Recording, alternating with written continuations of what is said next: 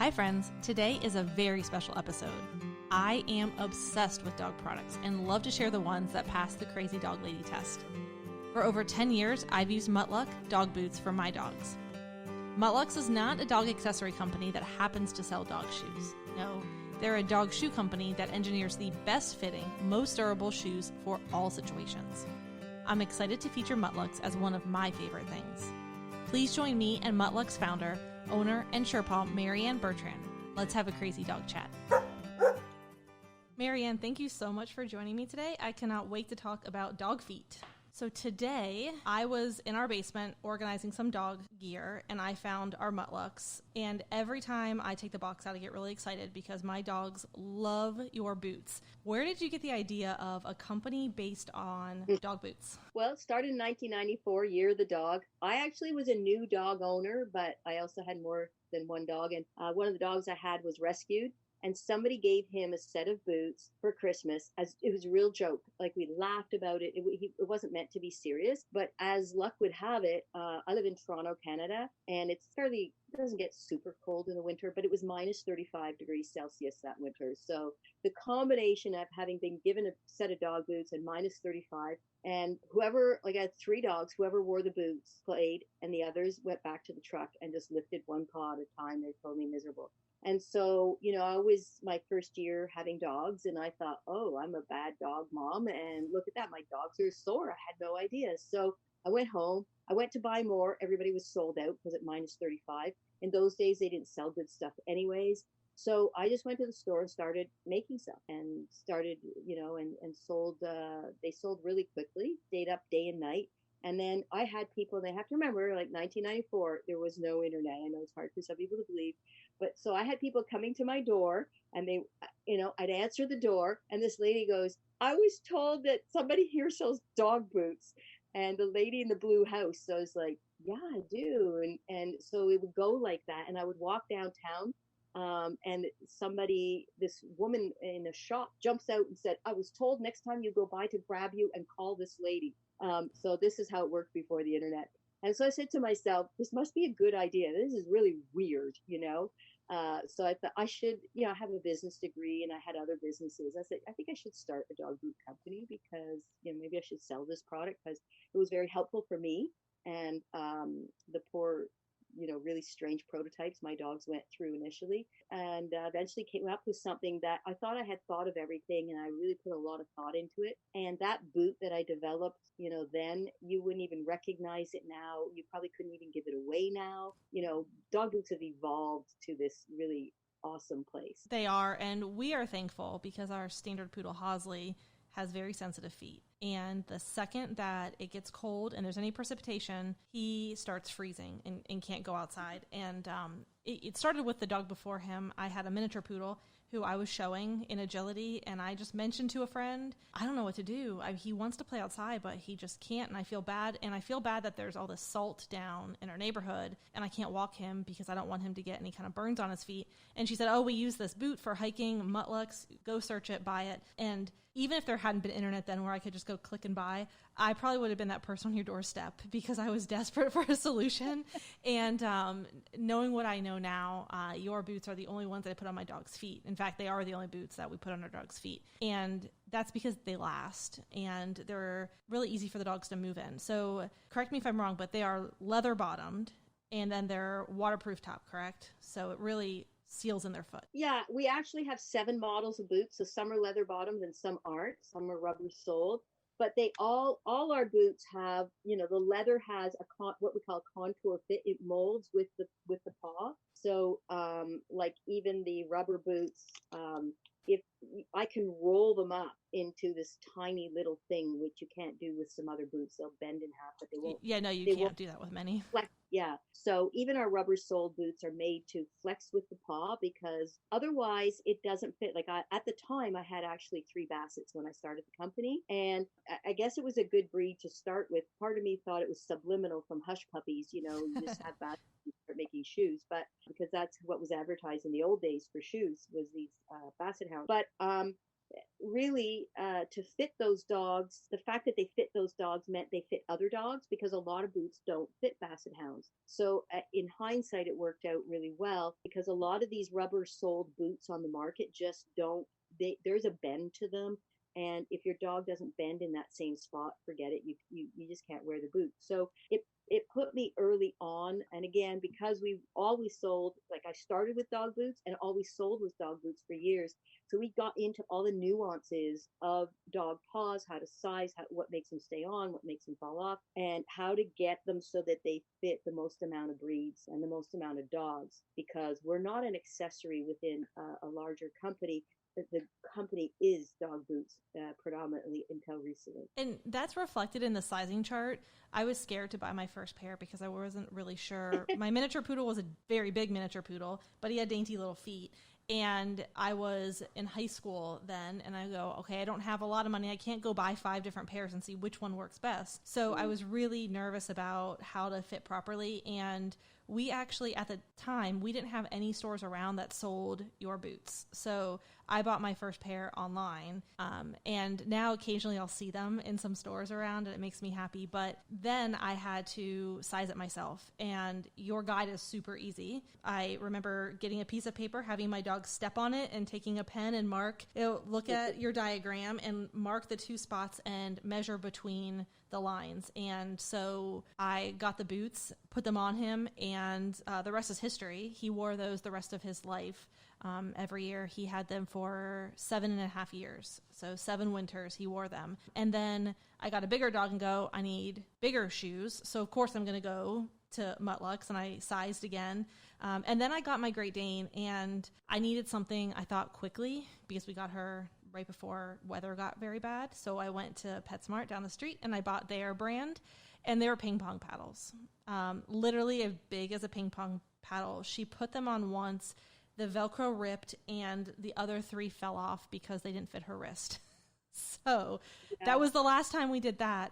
And so the biggest thing I noticed when I hold my 2 boots up, the non-Muttluks and the Muttluks, is the shape is very different between the 2. Muttluks have a different shape than really most other dog boots. That shape is based on an actual dog's foot. So you've researched all different breeds and their shape foot. What happens is you can't extrapolate with dog boots the incremental sizes the same way you would a garment, because the length to width ratio changes as the paw gets bigger. And also the amount of space that you need to get a paw in when it's small versus bigger.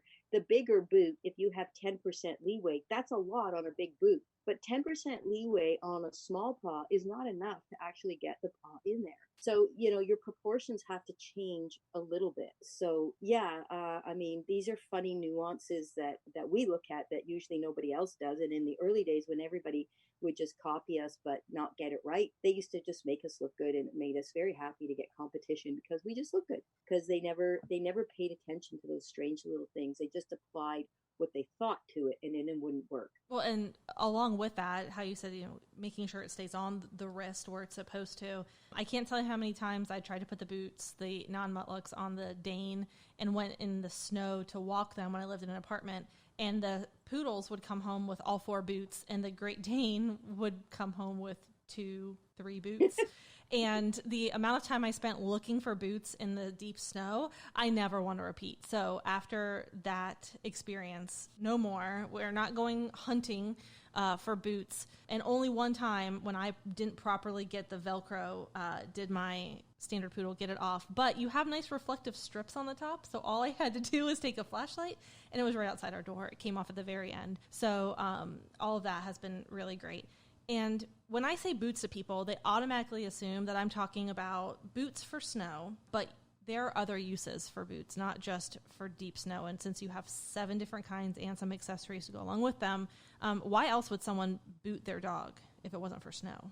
Well, it's interesting because, the search terms in the old days were dog boots, but nowadays people search for dog shoes. And part of that is because in the southern states, a lot of people wear them as shoes, and that's why they use that word instead of boots. In the north, we tend to use the word boots. You can't, if you've ever been to Vegas or anywhere where it's really hot and you try and walk just walk around a swimming pool to go to the bathroom or something, you can't walk on just that hot patio stones or hot sand or anything like that. Your feet burn instantly. Now your dog's trying to do a half-hour walk or a 2-hour walk with that. Like, it's just so hot on his feet.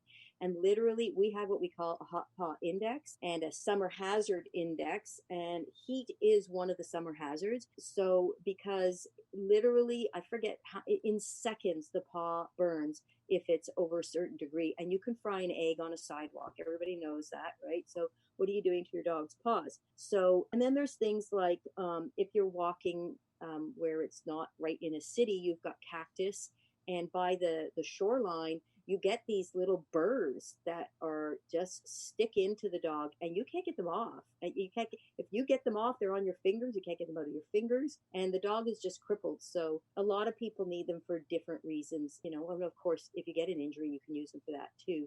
But just the elements. So usually you have extreme heat or extreme cold is where you find yourself, you know, reaching for the boots. So I'm going to add one use to that maybe is just because I'm the ultimate crazy dog lady and I compete a lot in scent work and I judge scent work shows. So we have dogs that are searching cars and they're searching, we use like a municipal building, and we don't want them to scratch or slide on either the slick floors that are in there or the cars or furniture. So a lot of times we use like your hot doggers to boot them inside, not for their protection, but for the protection of other things around them.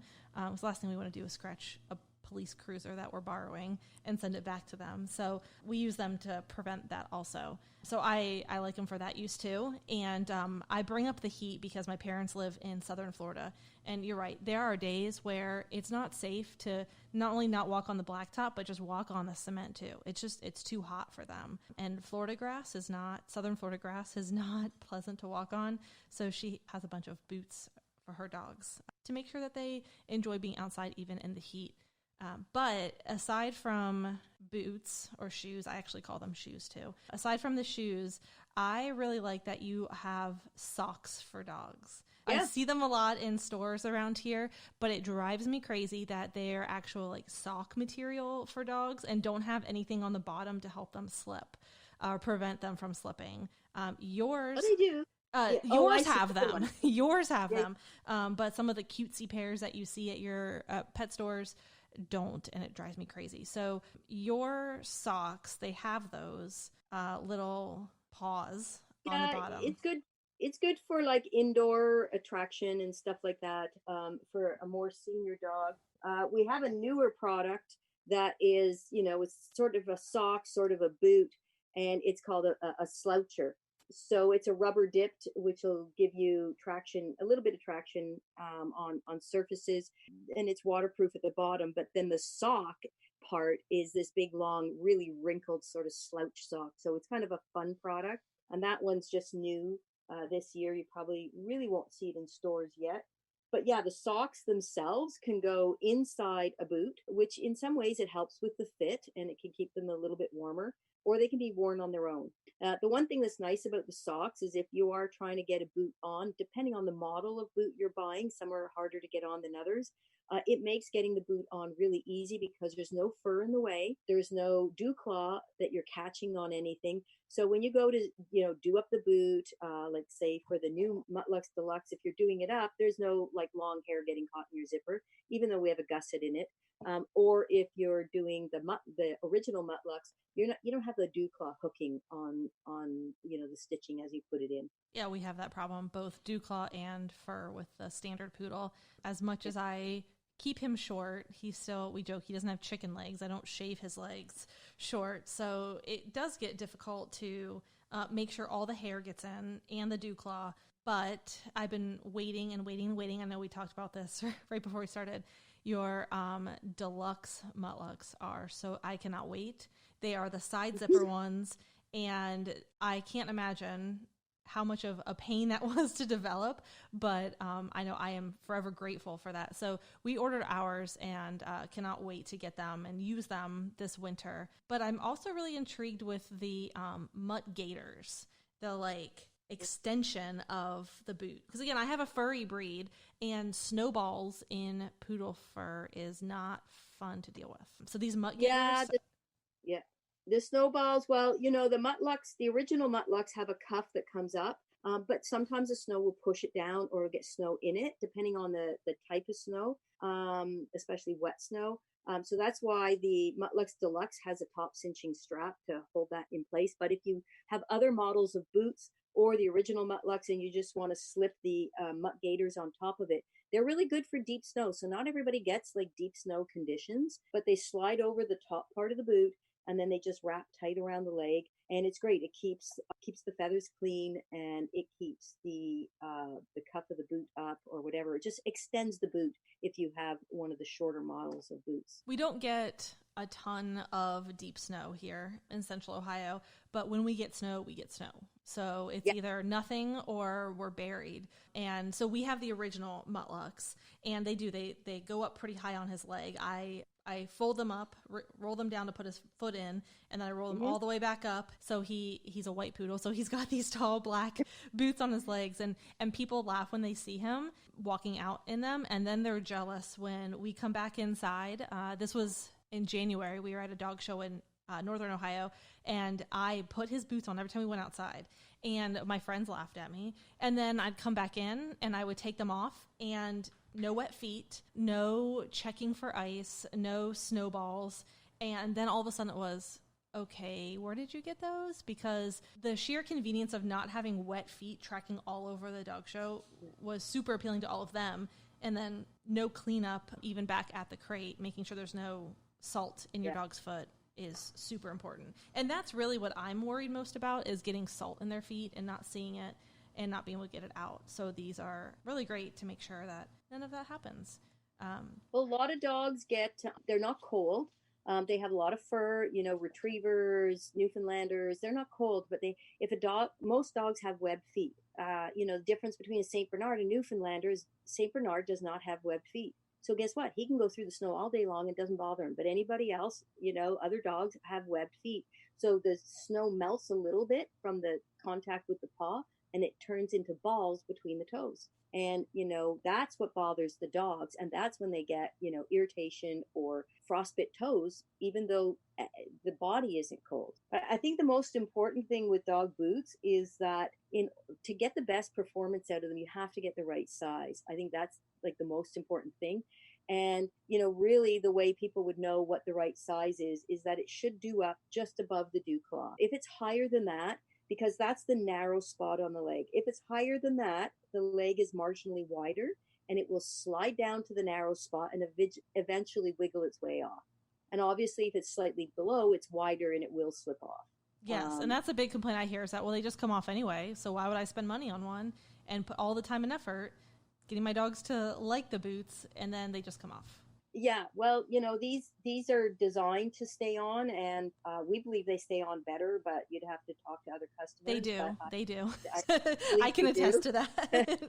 I never like to put my competitors down because there are some good boots out there, but the snow mushers and mud monsters have a double wrap cinching, and what is really neat is if you go on our YouTube channel, you'll see there's a review there from somebody who says, she gets a really bad dew claw irritation, which can happen to some dogs. I had 4 Bassets, one had dew claw irritation, the others didn't. So it's sort of random as to why they get it or don't get it. But what this woman would do is, on certain dogs, she would do the wrap on the top layer of the mud monsters, and on other dogs, she would do it on the bottom layer. And so, to be working with where that dew claw was. So, it's, we do pay attention to the dew claw when we make our boots. Sometimes there's nothing you can do, that dew claw gets irritated. In that case, we would, wrap it with a Band-Aid, and hopefully it will stay on for more than one day. And then you don't have to do it every time you go out. And it just gives it some padding so it doesn't irritate for the dog. But yeah, hopefully our boots are a little easier on dew claws than other brands. And you said the mud monsters. I have looked at them, but I don't own a pair of those yet. What makes them different from your original or deluxe Muttluks? Yeah, so the mud monsters and snow mushers are pretty much the same boot, but one is made for winter and one is made for summer because it has a breathable mesh. And they have a rubber sole, which again it flexes in every direction, so it's very much the same kind of comfort as the leather sole. They're a little bit shorter, but they do have a double wrap. And you could go on lava rock with these and they'll survive, So they're much, much more durable. And because they don't have the cuff of the original Muttluks, they're a little easier to get on. You can open them really big. But now that the Muttluks Deluxe have a zipper, that problem is solved anyways. So it's 6 and 1/2 dozen. Really, it just depends what you prefer, what your dog prefers. Some dogs are more comfortable in one than another. Like some people wear one brand of sneaker versus another. Really, there's no better or whatever. Technically, the mud monsters and snow mushers are more money because they are more durable. But aside from that, there's some people that still, want nothing but the original Muttluks. So it's really personal preference. The other thing is with the rubber soled boot, they only come in certain sizes. So they have a narrower range of size. We did come out with the size 9-10, which is equivalent to the extra large in the original Muttluks. But they also don't go as small because of the way they're made. They're pretty thick material, so they don't go as small as the Muttluks do. So if you have a really big dog, it's going to limit your sizing anyways. Depending on we even have the hut doggers.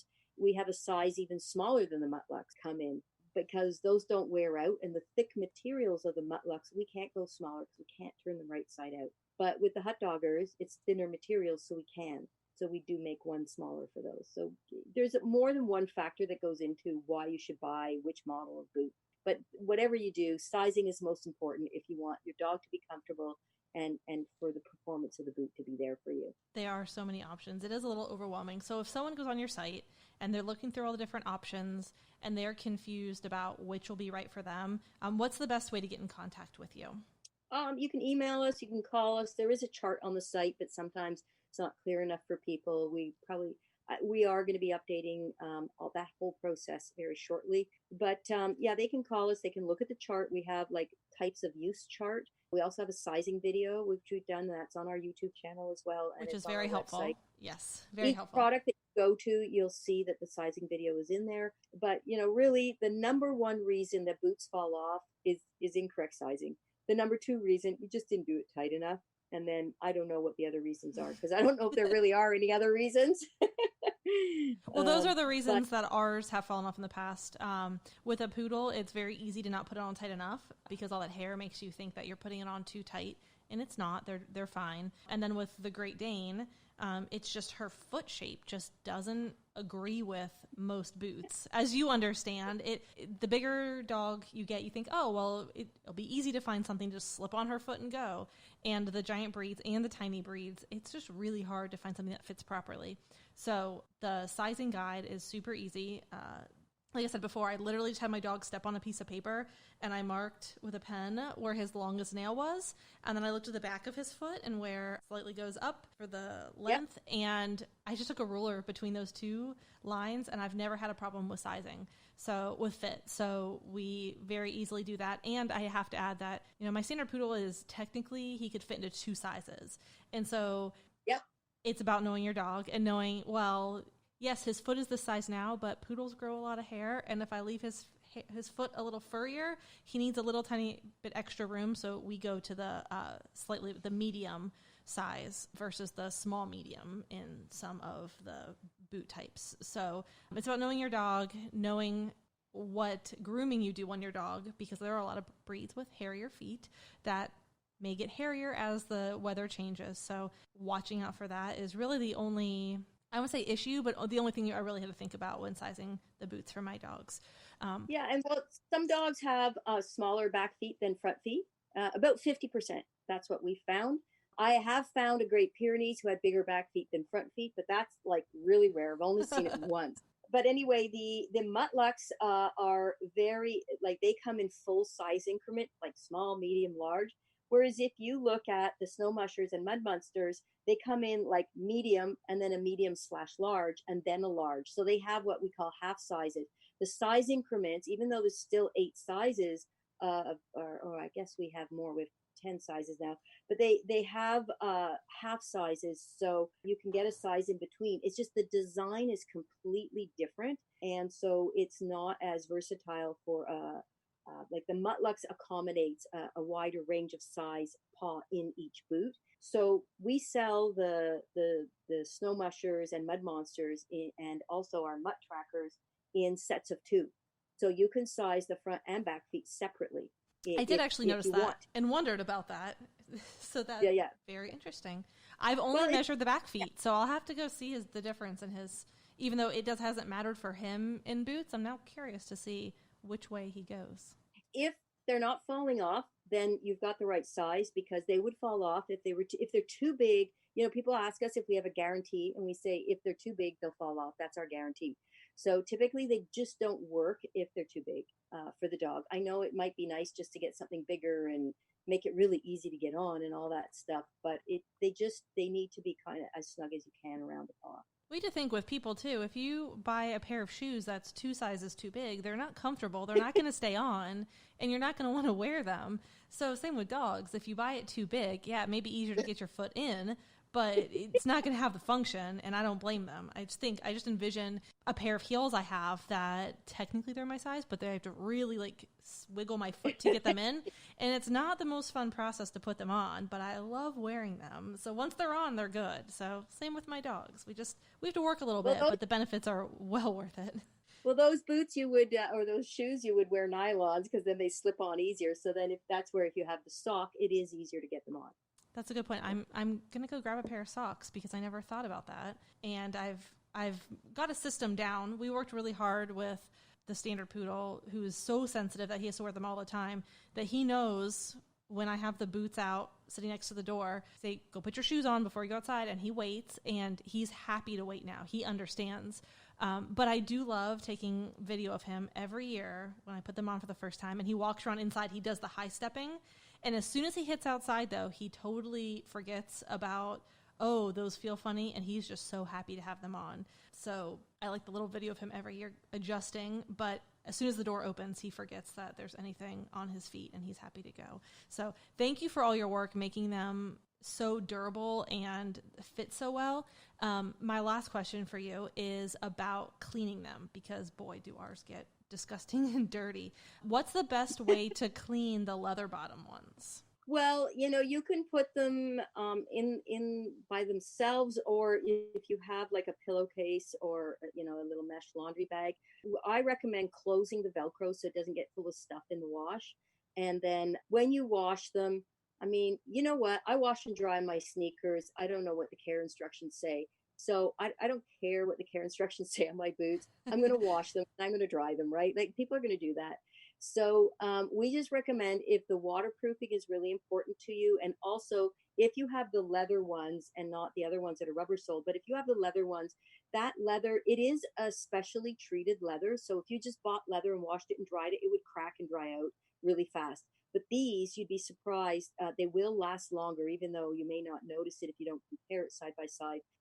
But the treated leather, you want to retreat it. It doesn't matter with what. You can rub oil on, you can buy a spray, anything that says it's for treating leather. Just put it back on, because it'll put moisture back in that leather and extend the life of it. Not so much the waterproofing, because it's not going to go through the fabric anyways, but you just want that leather to last a little bit longer and not crack and dry out. I'm glad you said that, because I didn't want to admit that I throw mine in the washer and let them go. But like I said, they've lasted 7-8 years for the same pair. And so I figure, hey, I'm doing something right. It's lasting, and they look pretty darn good still. And so this is the first time in many years that I've not had to buy another pair, but wanted to buy another pair with the update to the zipper. But I think we're going to add some of the hot doggers for our Florida trips. And I'm going to say around the mud monster. Yes, the mud monsters. I even like that. I like the name so much. The mud monsters, because it's so much nicer to have no muddy feet and gross feet when we hit our rainy season. And I can see my husband sitting next to me at the soundboard going, oh no, We're going to have a whole box of dog boots to go along with the whole box of dog collars in storage, but it's well worth it. So our carpets and dogs, thank you for that. I greatly appreciate your time, Marianne. Thank you so much for talking through all the different kinds of Muttluks, and we will follow up with some really fun videos of Hosley and Clementine trying theirs out and all of our sizing so people can see how great they are. Well, I look forward to seeing them, especially as I have a Dane myself, so I'm looking forward to seeing them. I can't wait to post those videos. Thank you so much. Okay, bye-bye.